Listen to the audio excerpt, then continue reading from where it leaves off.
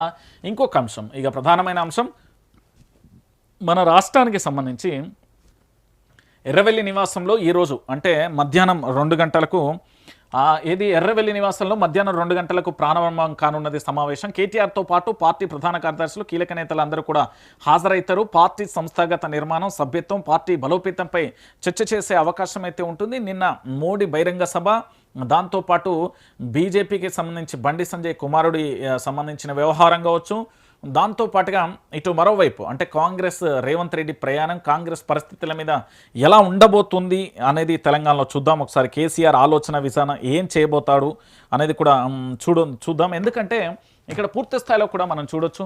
భారత రాష్ట్ర సమితి బీఆర్ఎస్ అధినేత కె చంద్రశేఖరరావు ఈ నెల 12న ఇది పార్టీ సీనియర్ నాయకులతో కీలక సమావేశం నిర్వహించనున్నారు. ఎర్రవెల్లిలోని ఆయన వ్యవసాయ క్షేత్రంలో మధ్యాహ్నం 2 గంటలకు ఈ భేటీ ప్రారంభం కానున్నది. పార్టీ భవిష్యత్ కార్యాచరణ మరియు సంస్థాగత మార్పులపై ఈ సమావేశంలో ముఖ్య నిర్ణయాలు తీసుకునే అవకాశం ఉంది. కీలక నేతల హాజరు. ఈ సమావేశంలో BRS working president KTR, party ప్రధాన కార్యదర్శులు, శాసనసభ మండలి పక్ష ఉపనాయకులు కూడా పాల్గొననున్నారు.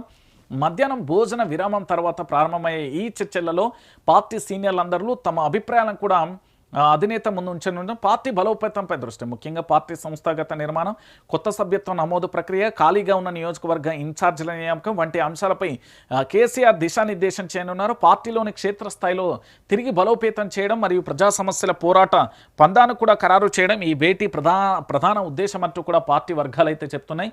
అయితే కేసీఆర్కు సంబంధించి ఇటు ప్రధాని నరేంద్ర మోడీ నిన్న చేసిన వ్యాఖ్యలకు సంబంధించి, దాంతోపాటు రాష్ట్రంలో జరుగుతున్న పరిస్థితుల గురించి కూడా మనం చూడొచ్చు. ఎందుకంటే ఇక్కడ పూర్తిగా కూడా ఏంది అంటే చాలా వరకు కూడా మనం